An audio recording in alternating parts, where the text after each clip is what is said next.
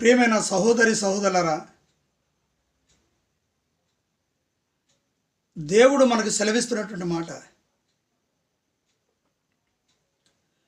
నా కన్నుల ఎదుట నేను ఏ దుష్కార్యమును ఉంచుకొనని భక్తుడు తన్ను తాను నిర్ణయించుకొని మాటను సెలవిస్తూ ఉన్నాడు. క్రీస్తునందు విశ్వాసం ఉంచిన మనము, క్రీస్తు మార్గములో జీవిస్తున్న మనము, క్రీస్తు యొక్క మాట ప్రకారంగా జీవిస్తున్న మనము మన కనుల ఎదుట ఏ దుష్కార్యమును ఉంచుకొనకుండా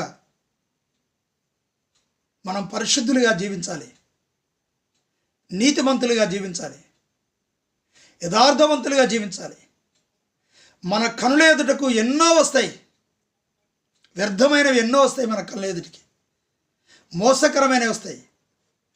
ధనము, ఐశ్వర్యము, అంతస్తులు, ఈ లోకంలో ఎన్నో మనకి దేవునికి ఇష్టం లేనివి, దేవునికి అనుకూలం లేనివి, దేవునికి విరోధమైనవి అపవాది మన కనుల ఎదుటకు తీసుకొని వస్తాడు.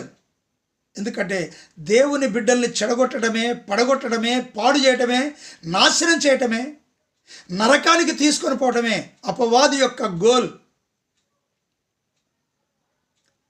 మనం గోల్ కాకూడదు. అపవాది మనం ఆడుకోవాలని ఆశపడుతూ ఉన్నాడు.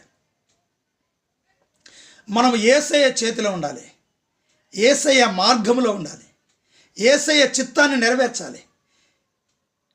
మన శత్రువైన సాతానును జయించే అధికారము యేసయ్య మనకిచ్చిండు. అది మనం మర్చిపోవద్దు. అందుకే ప్రభు యొక్క మన దృష్టి ఎదుట, కళ్ళ ఎదుట దుష్కారం ఉంచుకొనక మనం పరిశుద్ధులుగా ఉండి ఆయన రాజ్యములో చేరినట్లుగా మన యొక్క అంతరాత్మను సిద్ధపరచుకోవడం ధన్యకరమైంది. ఆమేన్.